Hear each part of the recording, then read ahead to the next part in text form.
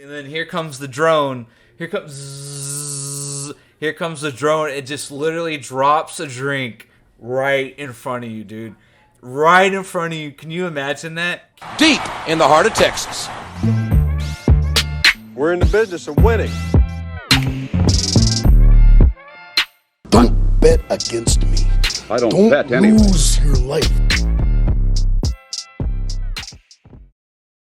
Wanted to give my quick thoughts on the Nate Diaz and Jake Paul fight, and also some things I want to call going into the future, right? So what prompted me to make this video is, for any of my friends who can remember, I have been saying that I thought this celebrity boxing thing would take off, or I thought it would become a thing. And this is years ago, 5+ years ago. I just had the feeling that in the age of social media beefs and things like that, I thought celebrity boxing would make a comeback or be huge again. I think so far I've been proven right on that this would become a thing. And for the fact that A, it sells tickets, there's no doubt about that. B, in terms of, you could say, celebrities being popular or being better than someone or talking trash, what have you, I think compels them, they are just, say what you want about celebrities and actors and Hollywood people, right? And there's a lot to critique, don't get me wrong. But one thing about them for sure is they are type A personalities for the most part, right? They have egos.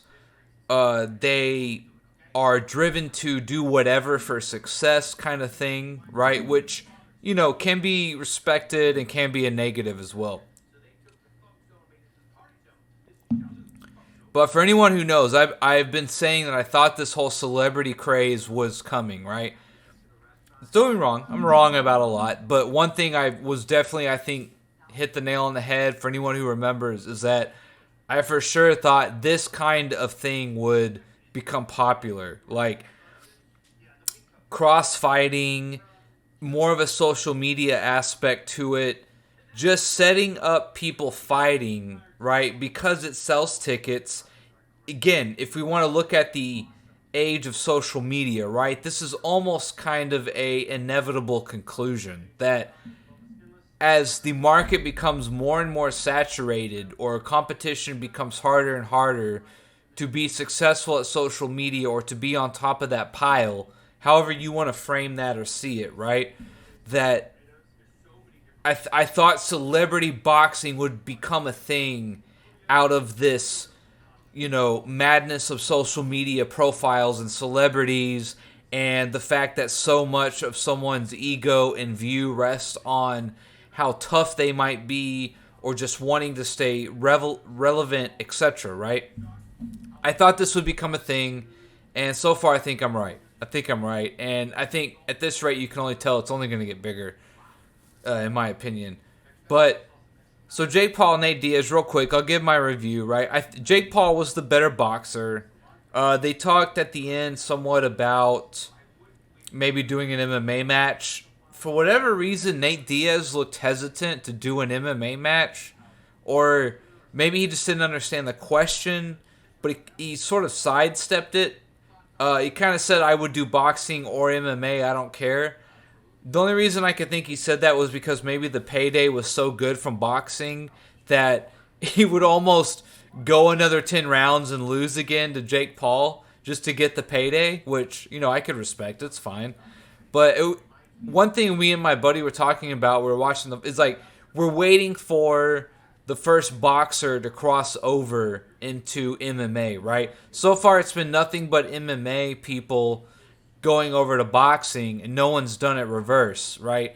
And I thought Nate could have maybe baited Jake Paul a little better into doing an MMA fight, but Nate almost seemed a little hesitant, and I'm hoping or thinking he was hesitant only because he would still rather box and get the payday, correct? And maybe pull an upset, but even if he loses, not the worst thing, right? Than to fight him MMA, not get paid as much, but win, right? That's the only thing I could think. Uh, Going into round 8, I thought it was if I was trying to give a little bit of leeway to Nate Diaz, I had it 4-3 Paul going into the 8th. I thought the 8th, ninth, 10th were very competitive, very close. Again, I thought Jake Paul outboxed him, but you could say that Diaz got some more punches in, if that makes sense. It was almost like for every one punch Jake Paul threw, uh, Diaz needed to land a 2 or 3 just to be sort of comparable, right? Jake Paul was throwing with a little bit more violence, a little bit more velocity. He was very much more conserved with his energy and throwing big punches and landing a lot of them, by the way. Then Diaz kind of just was throwing a bunch of rabbit punches, a lot of stuff in the clinch. He got some nice uppercuts in there and some nice jabs here and there, but they just weren't boxing power punches, right? Which is fine, right? For those who don't know, Diaz was a massive underdog coming into this, like minus 400, 420, something like that. And Jake Paul was like Diaz was about plus 400, something of that nature, and Jake Paul was about minus 300, something like that. So, again, this was not supposed to be a close fight. If I had to be generous to Diaz, just on trying to judge boxing and scoring and punching, volume, again, the whole fight, Diaz was putting pressure on Paul, right? For the most part, Diaz was walking forward a lot of the fight, I felt. And I think there needs to be something said for that. But Paul definitely was the better boxer. You know what I mean? Diaz was the better fighter, and Paul was the better boxer, if people understand what I'm saying.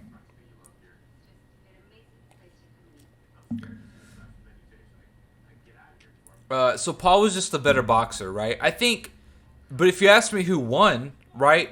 I don't feel like Diaz lost. Diaz was definitely beat up a little bit at the end, a little swollen.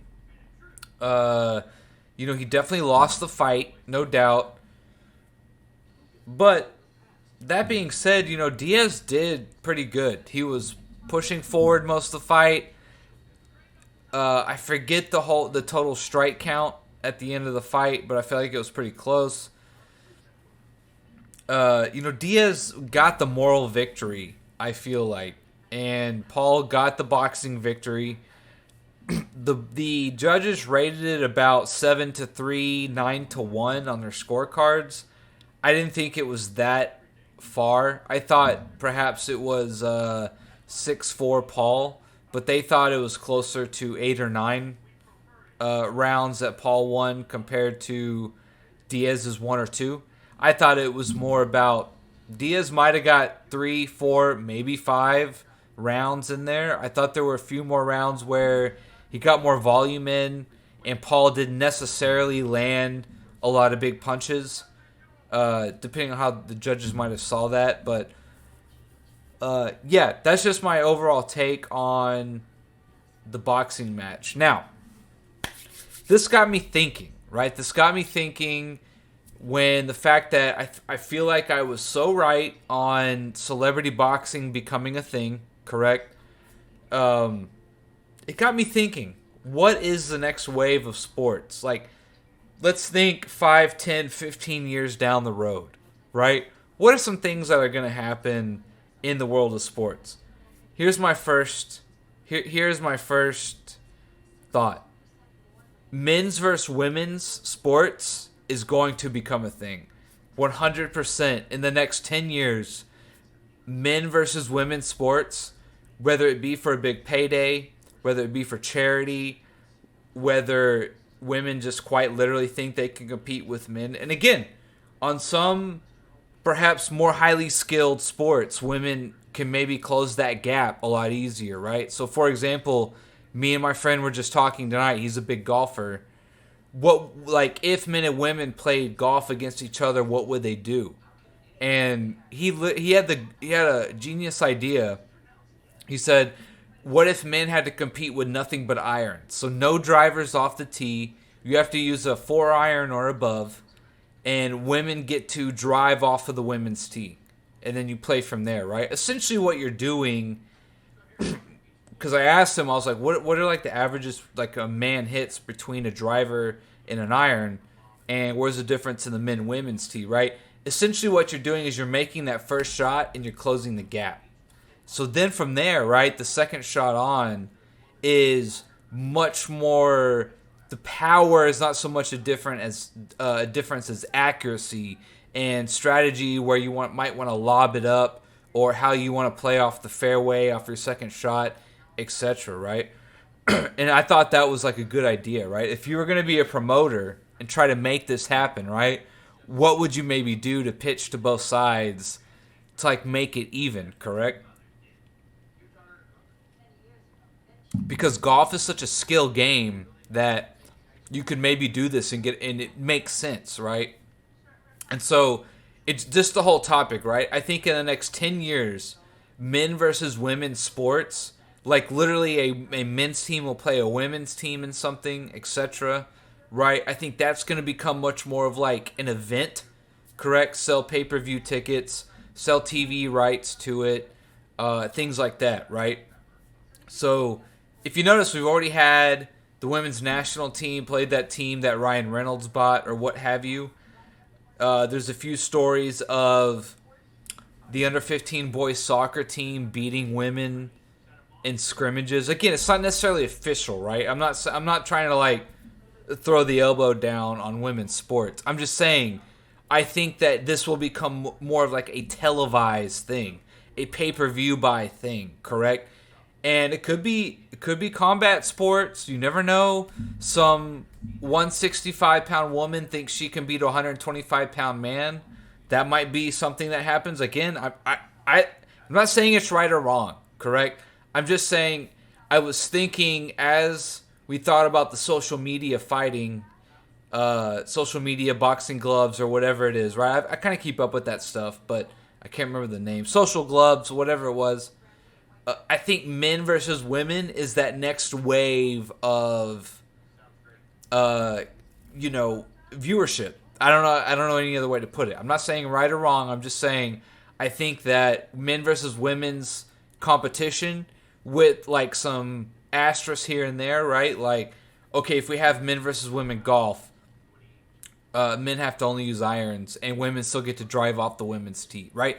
That, where things are slightly adjusted for power, and maybe we just do more of a skill-based thing, or there are things agreed upon between men and women teams or individuals where they can make a fight contract or a competitive contract on playing each other under certain circumstances and making money off of it, etc. I think that is one of the next waves of sports, right? Sports in general. Also, on staying on topic of UFC, correct? We think the consensus among the people I know and I talk to, correct, that within every round of MMA, right? So for the second and third round, and perhaps you do it for fourth and fifth, the cage closes in by a foot every round, right? So for 3 rounds, that makes sense. Championship rounds 4 and 5, I don't know how that would look, but that would be a great idea, right? I think that would be a great idea. So for the second and third round, the cage gets a little tighter by like a foot. Second round, and then another foot on the third round, right? I think that would be pretty cool. I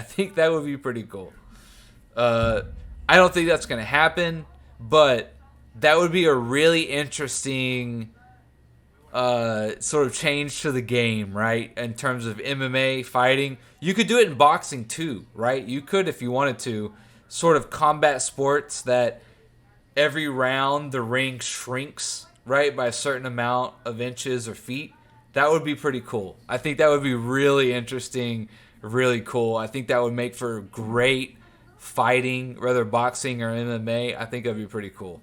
Another thing I think that's going to be popular in sports, and this might already be happening or be in festivals or stuff, but drone deliveries of food and drink according to your seat or your location, right? So if I am in row 12, section 101, right? I will have a QR code for my seat, and I'll get to place an order of food, merchandise, drinks, right? And they will essentially a drone. So like if you think about most stadiums, right? They have the dome, the circular oval shape, correct? And usually within, so you have your seats, and then right on the outside where you walk around and do whatever, they have where the food and everything is selected, right? The obvious answer to that is you have drones on the what would be the back side of. So if you're on the inner circle, right? This applies to the inner circle of when you get onto the walking part, right? So the seats right in the middle, and then when you go out and you walk around the oval shape of the stadium, baseball field, etc., usually the inner row might have some stands, concession stands. It's a walkway kind of thing where maybe there's food and merchandise on either side, right, as you're walking around. Meaning, the drone idea applies to the inside of those shops, correct? So that, let's say a concession stand was on the inside of that ring, and you ordered a Bud Light, right? You could get on the whatever stadium you're at, Yankees, Cowboys, Astros, Rangers, maybe even college football field, whatever, right? And you could order a drink. You would say, I am in row F, seat 12, section 103, and I want, 2 Bud Lights. Or, sorry, don't mean to say Bud Lights. I want 2 Coors Lights, right? I want 2 Coors Lights in aluminum, 16 ounce, and I want them delivered to this seat, right? And you would buy it online, right, or whatever the system was. They would have a little thing right in front of your seat when you sat down. It'd have a QR code. You'd scan it. You would look at the menu, and you would say, I want 2 Coors Lights. Then a drone on the... Remember, you could have the drones operate for any amount of concessions. The thing is, someone needs to dock the drone and replace drinks or whatever people order with it every time, right? So like usually you'd want someone of your own concession operating that or doing that, right? So you more likely would need to be on that inner circle of a stadium. And they would essentially, you'd say, I'm in this spot, QR code, here's my credit card, PayPal, whatever, write off, right? And then here comes the drone. Here comes the drone. It just literally drops a drink right in front of you, dude. Right in front of you. Can you imagine that? Sitting down, scan the QR code. You could even look at some different shops, right? So if they wanted to compete on price of certain things, you could even scroll through and see. Although I'm pretty sure they make everyone charge the same for the amount of volume or whatever. I'm mainly talking drinks and food here, right? So you could be like, oh, I want chicken fingers from this place, and I want 2 Coors Light from this stand, right? And you could have drones like flying over you, just coming in, landing perfectly in front of you. And maybe they put a lock on it, maybe not. If they put a lock on it, you just have to scan a QR code to the drone again, whatever, right? Let's say they have little things that close your your Coors Light, right? To where you can't open it. A little seal, some light crimps on top or whatever, right? And so you scan the QR code, then it opens. And you take your beer, make sure no one fucked with it, it's unopened. You get to take that and you just, you know what I mean? That's the next thing that's coming by far, I think, is drones coming down right in front of you in your seat when you order stuff. That would be so cool. I don't care who you are, that would be cool as shit. If you and your buddies are 5-6 seats deep and like you just see 2 drones coming over of 8 beers or whatever, just dropped right in front of the 2 seats in the middle, right? The 2 seats in the middle. And then you all your boys just grab beers and you pass them down, or you're with your kids, it's you, your wife, girlfriend, 2 kids, drops down like, yo, here's the chicken fingers, here's the bag of peanuts, 2 beers for the adults. You know what I mean? That would be so tight. That for sure should be the next thing that's coming. So those are my 2 predictions. They're gonna come true. Maybe the drone thing is already happening. I'm not sure. but definitely want to be ahead of the curve in terms of, I think, production and social media value of men versus women is going to become a thing, and you heard it here first, and I just want to make sure I get on record of that. The drone thing would be tight too. You could do it for festivals also. Let's say you have a certain like umbrella or something, because think about some of these big festivals where, if let's say it's more spread out, right, over like a large area, you could have certain stations set up with GPSs on them, and when you walk up to the station, it can just literally be a flagpole, right? Just literally a flagpole, maybe with like somewhere to like sit on it or something, whatever, right? And you walk up and it just has QR codes of the menu. You put it in what you want. You pay with PayPal, and then within a minute, here comes a drone, right? In the big center of this pavilion of music festivals, right? There's you have all this, again, the concession stands where the people are operating food and drink, right? And within that, you could even make it in this situation, right? So in the stadium situation, it's everyone on that inner ring. In a massive, let's just say couple acre, 3 acre, 4 acre area, right, where you're doing a music festival, it's a big place. You could have somewhere grouped up. You could have the concession stands, right? And so within that inner circle of the concession stands is where all the drones come down. You refill it, you get a ticket number, right? And then it goes back out to all these little different stations, right? Just saying, it's a genius idea. If it ain't happening already, it needs to happen. It's a great idea. And it's just, I don't think I'd be putting people out of work either, right? Because this is a great thing with my ideas with the drones, right? Is they still need the same amount of people, maybe more, to operate them in terms of jobs and stuff, right? So like, whether you might actually be increasing sales and helping people out more because they're going to operate those booths or concessions anyways, right? So if a drone comes in or out, you either tell the people currently working there that this is just more responsibility, right? I can't take anyone's job away from actually pouring the beer or cooking the food and then stacking it nicely on the drone or whatever, right? You still need someone to do that. In fact, you might have to hire or just give more responsibility to people, right? But no one's going to be taken out of a job, correct? With the drone thing. So that's the other good thing about it, right? Just I'm looking out for the people here, correct? So that's all I'm saying. So those are my 2 predictions for the future. Men versus women and drones at all your sporting events or festivals or massive gatherings, correct?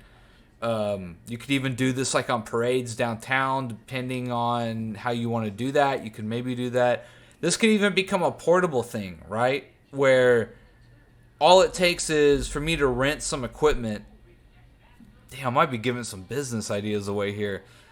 You could just say like you become a manufacturer or you rent out this equipment in terms of maybe 3, 4, 5 kiosks or booths that are movable, transportable. You set them up down a block of a city street, right? If there's a parade coming, and you also lease out let's just say it's 4 drones per kiosk or what have you, and that's the equipment you have to rent out, right? And it's really easy to put on your phone. You have an app for the company. In terms of like when people walk up, you are able to just easily transfer over a menu. Whenever they scan it, place their order, the drone just knows where to go, etc.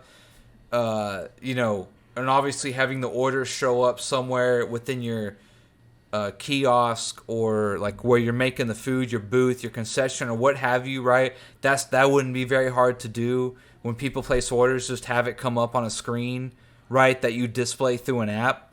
That would be really easy to do. So essentially, you just need to rent out the kiosk and the drones, right?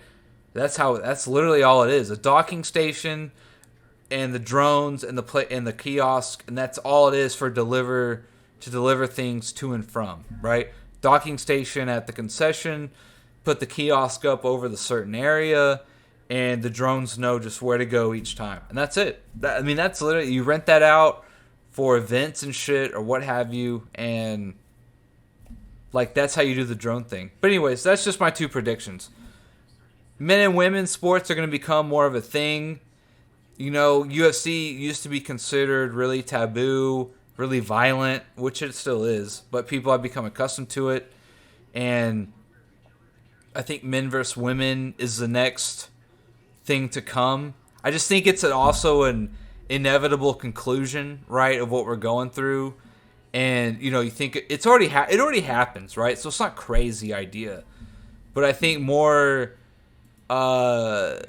people are going to be, you know, sort of testing their limits in a way, in a good way, in a positive way, what have you, right? I'm not here to say if it's good or bad, but I think that's the next thing to come in the next 10 years. I think men versus women will be tested and tried a lot more with like limiting factors that try to make it more even just to see what happens. I think that's coming. Just seems inevitable, right? And then the drone idea with festivals and sports. That's just my two things. And that's my video. So I'll see you on the next one.